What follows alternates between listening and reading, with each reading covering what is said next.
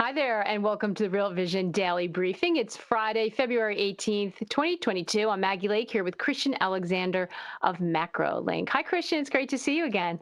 Likewise, how are you? I'm doing okay.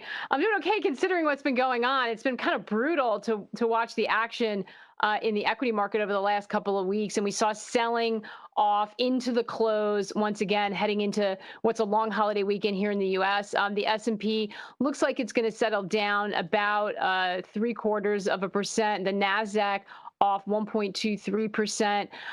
We saw the 10-year kind of hovering about 1.92, and crypto down as well. It's so great to have you here on a Friday. We've seen so much volatility, Christian, and I know you talk to, through your work, the biggest names in the hedge fund universe all the time. What's top of mind for managers as they kind of sift through what's been a really volatile start to the year? I think it's interesting. In this space where I, exist, it had seemed to me that, typically market volatility and or especially markets selling off does not lead to increased interest in hiring people. And so what has been particularly countercyclical is that the headhunting space has really picked up. It's usually busy in December and January. It was dead in December and January. And then all of a sudden in February, things have really blossomed, which is not a time of year people typically do headhunting. And then you look at the investment tape, and I thought this is weird. And so what it really is telling me is like a good part of the population are making some money, especially kind of the macro funds, Hmm. which have been existing in an environment devoid of volatility, which typically make money when things go down, and have found this to be kind of a maybe a fertile habitat for them to do stuff. Um, and my hunch is in hedge fund returns look pretty good in January across the board. So I think it's been an oddly interesting time for professional investors. And then as the one thing you mentioned that stood out to me, which is the pattern of market on close selling is a typical indication of mutual fund capitulation, which means like mom and pop in Boise, Idaho have been pitching their mutual funds likely. And that's setting up familiar patterns that haven't existed for 5, 6, 7 years for hedge fund managers who typically make money from these sorts of circumstances. Yeah, I mean, it's a good point. It's a painful one, though, isn't it? When you see the sort of, the retail investor, the mom and pop getting kind of killed or taking it on the chin.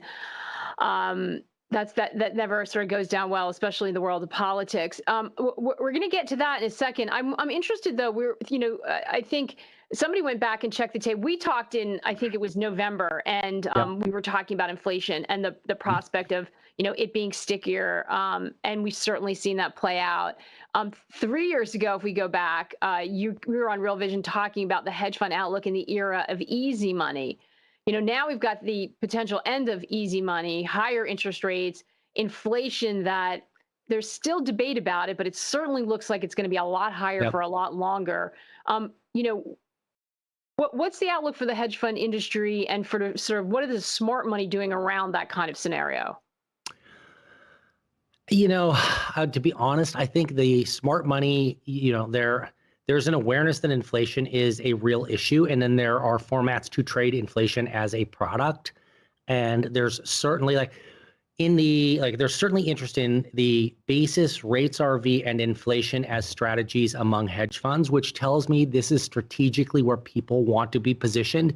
And that's a place that you want to be if you see a strategic shift in inflation.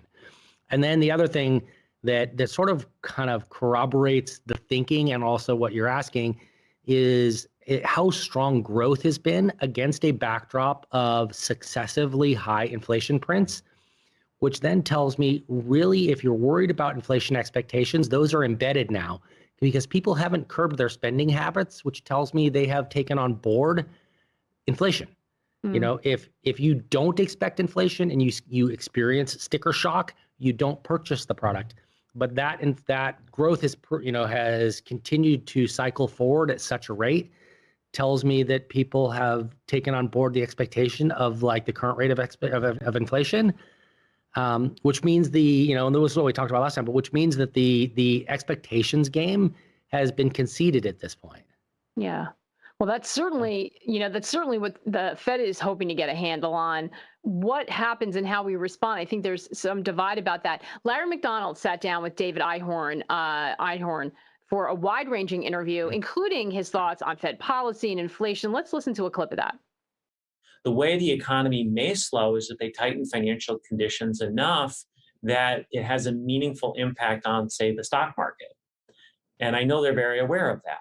So it's kind of hard to say that, you know, that if they raise rates a bunch of times, if the stock market doesn't go down that much, it may not cause that much incremental slowing to the economy, which would then give them the license to continue raising rates the way the market is pricing in, or even more so if the inflation comes in.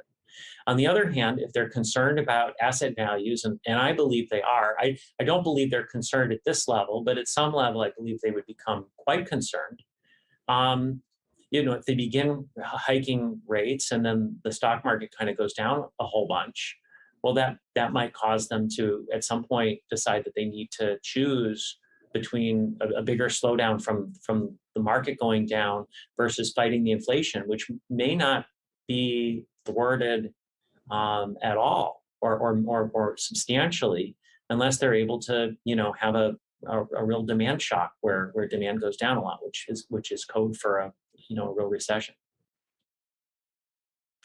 And that full interview is available on Essential Plus and Pro tiers on our website. It's so interesting, isn't it, Christian, that there is a divide, but I guess as long as there's not consensus, there's opportunity, and opportunity for more active management for a change if things are not all going in one direction. You think that's tied to why you're seeing the hiring in a season that you don't normally?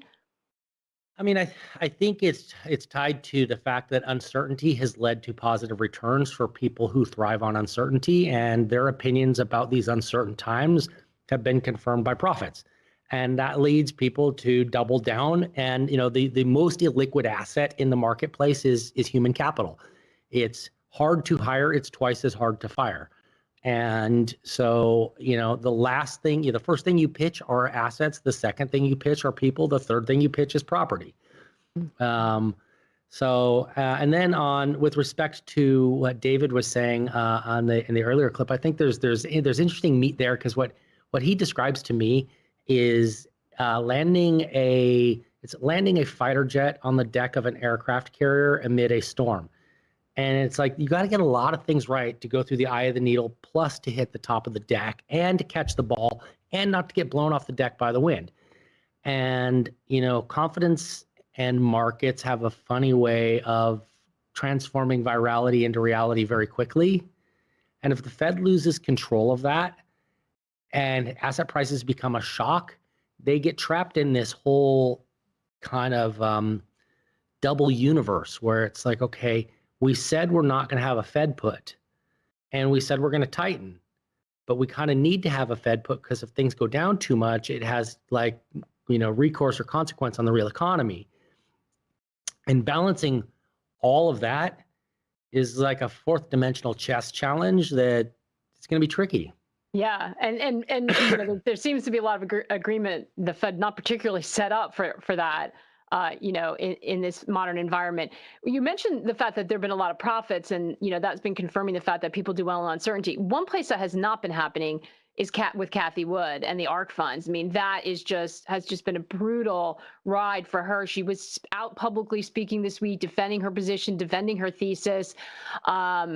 About the macro trend she really believes in, and making some really bold statements saying that this is the most massive misallocation of capital in the history of mankind, and yet we continue to see her holdings get beaten down. I think Roku was the latest today, down 26%. Does she, we've sort of seen this play out before. Do you think she's able to survive this, even if she's right about her thesis? I have less of a view on whether she can survive it and more of a view on her behavior. Mm-hmm. And my view on her behavior is there becomes a point in time in a scenario where you have become so closely associated to something that it becomes part of your identity. And when it becomes part of your identity, people will defend things into infinity. And then beyond that, the marketplace is showing by its selective pressure on her positions that they think she's vulnerable. They collectively, as the invisible hand, think she's vulnerable. So then you have a much bigger than Cathie Wood selective attack on the positions she holds. You have a personality that's willing to, if triple down equals a wipeout, you would septuple down every time. So, the dynamics are there for a not great ending. Her behavior into this, not knowing a thing about what she holds, suggests to me that she's married to her point of view because it's too big to fail for her. And the attack on Roku, if that comes out of the blue only for the fact that it's something she holds, tells me that people have figured out that, okay, she's weak. She's not using her right hand for a reason. Let's attack the left. Yeah. Right? I think some of the stocks are getting swept up in their earnings, but there clearly is a Cathie target Wood on her. element to the Roku thing. Right. And but there's clearly, there are funds now set up to sort of short what she holds. There's clearly a lot of attention and, I think a target on her, but maybe because people don't believe her thesis. But with withdrawals and the dynamic of what goes on in hedge funds, I just wonder if we've seen this before in any way where somebody can get taken out, even if ultimately we they saw were it before right. with like take a look at it, a Nouriel Rubini or John Paulson or who was the one, I forget his name, but like there were 3 or 4 funds that made an extraordinary fortune around kind of the big short time frame. And the preponderance of them didn't really successfully make money thereafter and were so married to the point of view about mortgages and the decline of the economy and everything that went with it that they couldn't unwind it even after having these extraordinary gains. And if she's had an extraordinary gain and she's overly married to that point of view, it's nothing to do by her. It's more sort of the human psychology that leads people to really kind of cherish the thing that made them rich and the identity that it brought and all the trappings and accoutrements that go with that. It's hard, and it's hard to publicly be wrong. And if you've already kind of doubled down on it, when do you actually back off on it? And if it's already going to cost you a lot, then why not more? And the psychology of those things are tricky. And my intuition is that the people that are shorting this, it's less about the actual specifics of what she holds and more about the dynamics of the situation. Yeah. No, good point. It does feel like that because I think there are a lot of people looking at the declines who might agree with her thesis, thinking, is this the time to buy? But then there's hesitation because there seems to be this other layer on top of that, which I think if there was a time to buy, it's when all of that dynamic is over and it reverts back to being about what the companies are about. And there's no more spy versus spy subterfuge of like Cathie versus the anti-Cathie crowd. Yeah, no, absolutely. We have a question on the exchange from Ralph asking, do you anticipate a lot of hedge fund M&A this year? Not particularly, only because it's not a space I've heard much about, but I might not have heard about it if people weren't looking to hire an M&A expert to come to their hedge fund to do it. Yeah. If markets get beaten up and we have a 20-30% sell-off, yes, M&A and distressed and all of the transactions of opportunity become kind of more interesting to opportunistic hedge funds. Yeah. Where are people hiring? What kind of experts are, can you make any connections to the part of the market? There's a tremendous amount of demand in basis, rates RV, cross currency basis, inflation, all of the zones that orbit around interest rates, interest rate volatility, spreads, curves, relative value, and all that stuff is driven by interest rate volatility, and all that's driven by inflation. So, that goes back to your early point where I'm like, oh, people are very eager to make very structural moves in a space that speaks to a sustained pattern of forward inflation in the investing space.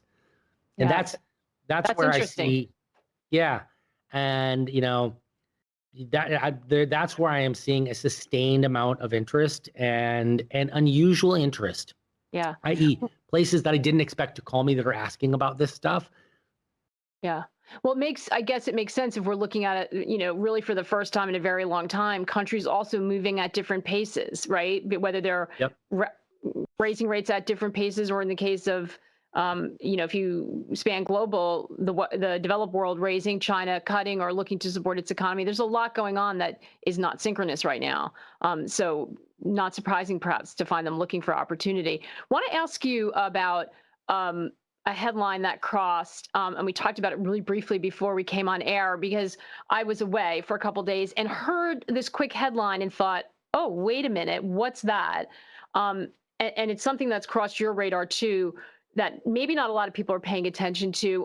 There's a headline on Bloomberg about it, but not a whole lot else. Morgan Stanley relationships on Wall Street are snared in a probe. The DOJ looking into some trading activity.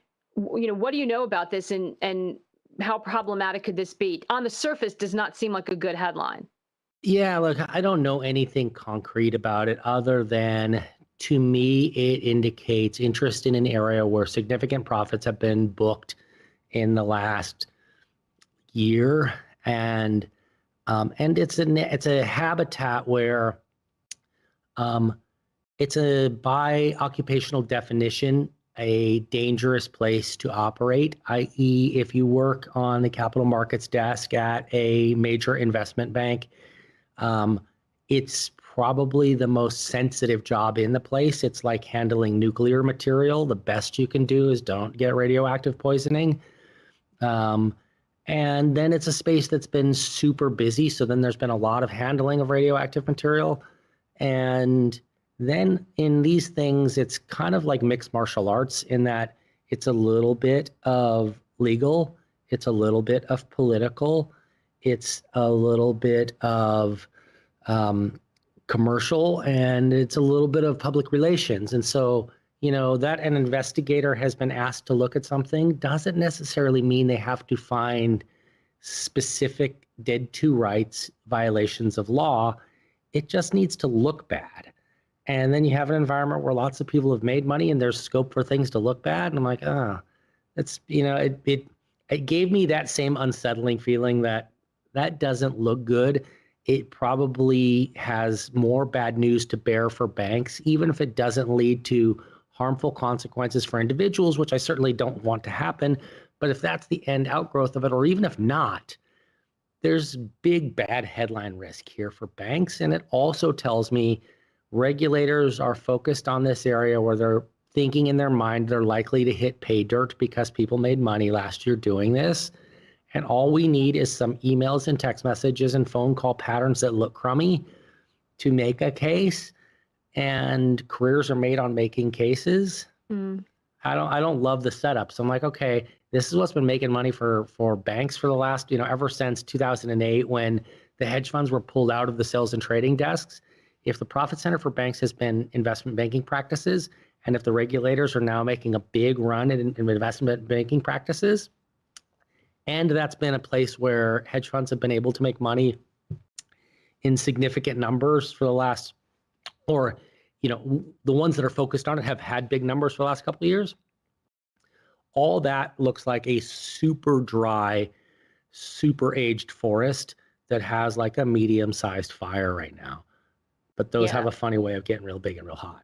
Yeah, good analogy. And the headline risk would not just be to hedge funds, but to the investment banks. I mean, this is an area that people have been looking to rotate into, and potentially in a rising interest rate environment. Or, We saw that if this guy at Morgan Stanley has been communicating with this many clients, and if they see that the client's communication isn't proper, if anything more comes of it than the limited scope that it's in, which is broker 1 and clients 1, 2, 3, 4, 5, if that then involves broker 2, 3, and 4, which it probably does if it's made it this far, I don't like the implication for the brokerage industry, in the sense that this is now you have the regulators after 5 years of dormancy coming back to life to focus on hitting these guys up for some fines and whatever in the profit center that is current, whatever the motives.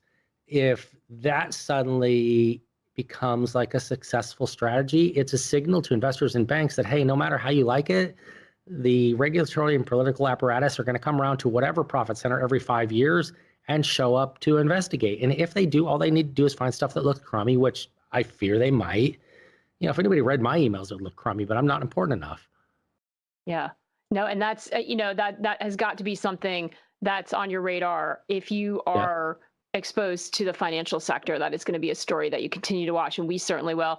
And then also it splashes back to the hedge fund sector too, because like if this is a place where hedge funds have been making money and they've been in a two-step square dance with the investment banks, then it's not good for hedge funds either. And then it has a liquidity story that goes with it. And then we tap into the secondary, tertiary, and whatever is the fourth tertiary thing.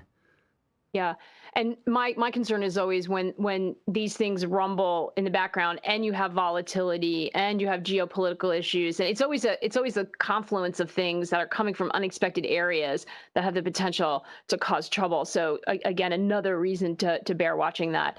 I think to take a break from that sort of heavy story that we're not going to all worry about and fret about. Eagle-eyed Oliver on the exchange asks, is that the collared shirt from the movie Animal House? Yes, it is. Ding, ding, ding. Winner, chicken dinner. You got it, Oliver. Obviously, you're Oliver, a big fan. send your address and I'll send you one. There you go.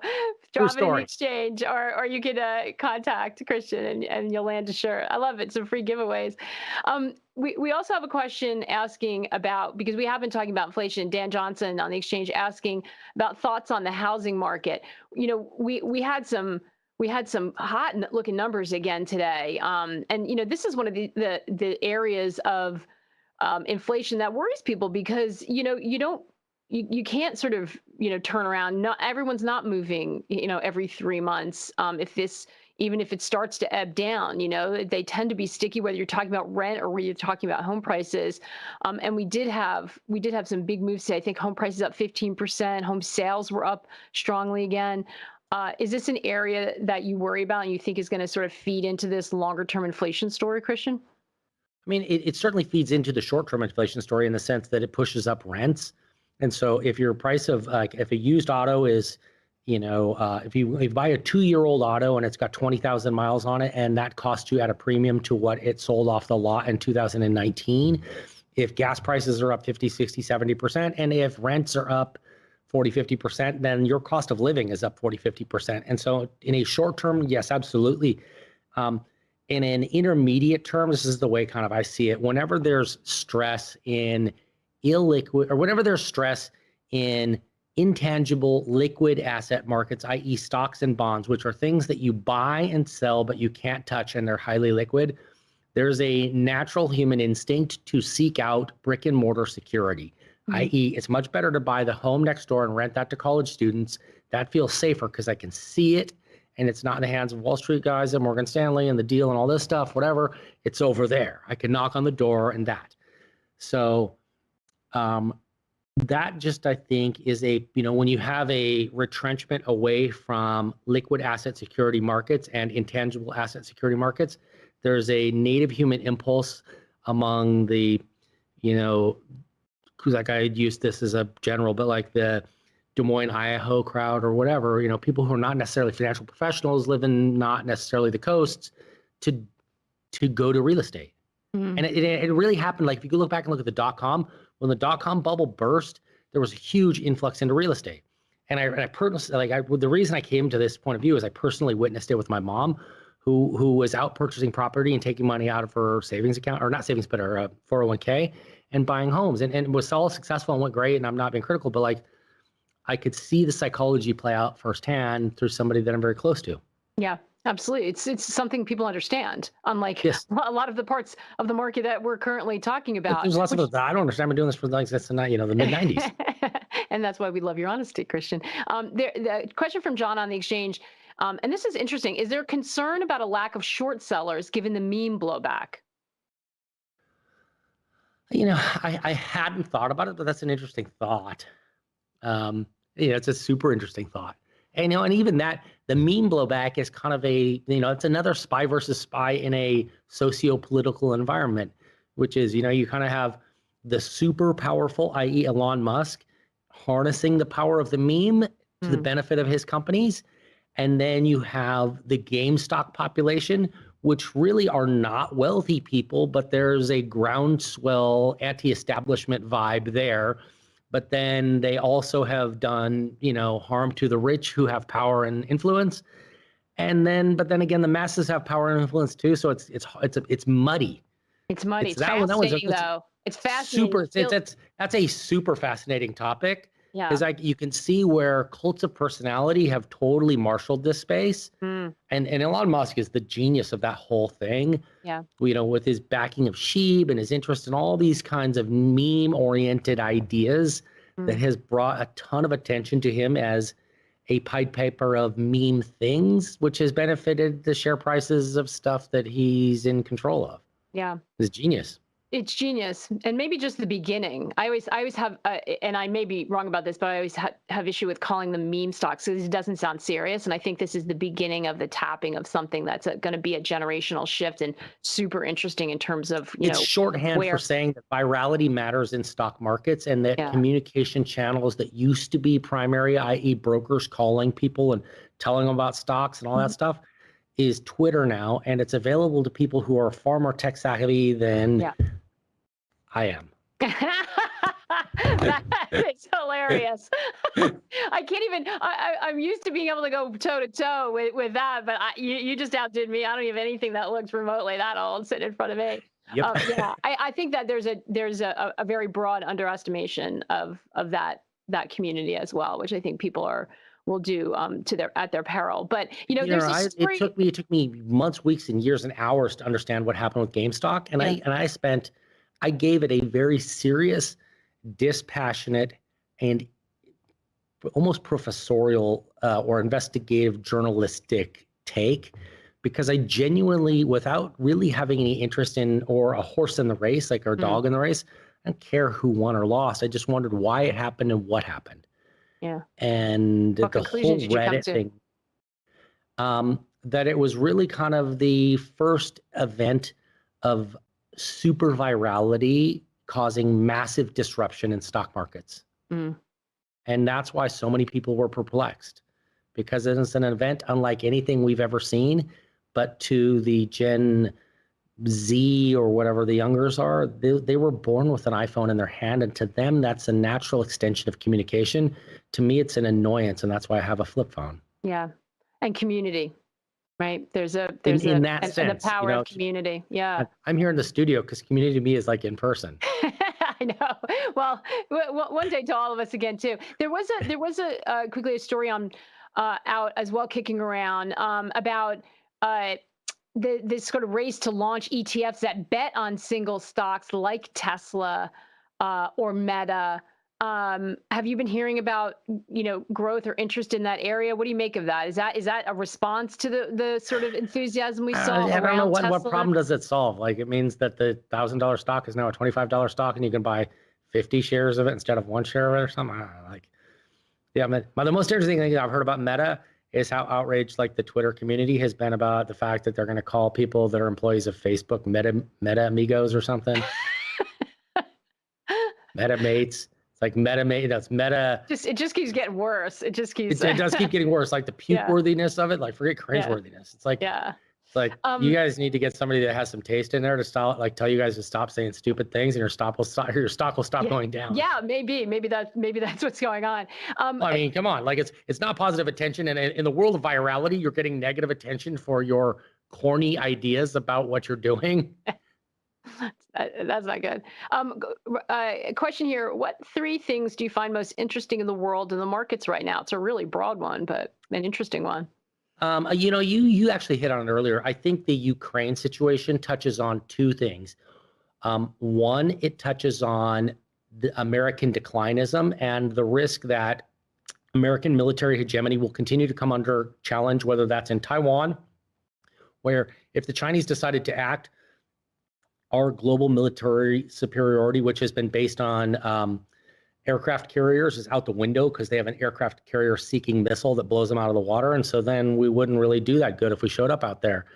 And second, we're not in a financial or moral position to be lording over the world in the way that we have historically. and that even if this is a bad decision for Putin, he can go ahead and elect to do it. That speaks to kind of American primacy in the world. The Mm. second is if the media has become a thoroughly politicized organization that promotes propaganda, which I believe it is, whether you like the propaganda or don't, I take it as a stipulated fact that most of what we read in the media is propaganda. Why do I believe what I read about the Ukraine is a fact? Is Mm. Russia the aggressor? I don't know. Is the Ukraine aggressing? I don't know. Is it even happening? It could be wag the dog for all I know. Yeah. Which is So an that alarming, an alarming kind of headspace to be that's a in. lot to take on board, and you don't have to be a conspiracy theorist wacko to think like, it's hard to figure out, and I don't like it. So that's one. Um, Two is the risk of inflation, which we've talked about, and the fact that to me, the really the distinctively outsized growth numbers against a backdrop of continuous inflation prints reads the public has been totally socialized to inflation. They've not adjusted their spending patterns. They're used to this. That tells me inflation expectations are gone. When you're water skiing, can you ever catch the rope if you let go of it? And that's kind of what the Fed's hoping to do with inflation expectations. Like that thing's gone. Mm. And then the last is, you know, just all of the luxuries and expectations and things we take certain or uncertain. Wow, that's a very So many things that, philosophical way to to end the show. But what do you yeah. mean by that? If I look in the bike lane, I see people riding e-bikes at 700 miles an hour. Those are not e-bikes. Those are motor vehicles, i.e. motorcycles. The fact that they have pedals is incidental. And there's nobody really regulating that environment, which just tells me there's not any law in that environment. And so something that I expect, i.e. the green stripe on the ground tells me that bicycles go here is full of motorcycles, just tells me that like there's a lot of things I might not expect that are happening in the world. And everything from inflation, to the Russians saying, hey, you guys, we don't care about you. We're going to go ahead and do whatever we want. And by the way, our decision to do it or don't do it is totally independent of how you feel. Yeah. I think that we're entering an environment where the unexpected is the expected, including the stuff you never expected. Yeah. Which might also help explain the sort of undercurrent of volatility we've seen in the market. Christian, great conversation, great thoughts, and so good to hear from somebody who's sort of talking to a lot of people that we don't get to hear from. So thanks for sort of bringing us the vibe of what you're picking up out there. We appreciate it. Those are my opinions, but that's what the opinions of what I've heard. Yeah, no, absolutely. Thanks. Great to see you, and we're going to see you again soon. And thanks to all of you for watching. We will be observing the President's Day holiday here on Monday, but we'll see you again for the daily briefing on Tuesday. As always, the conversation continues on the exchange. Have a great weekend, everyone.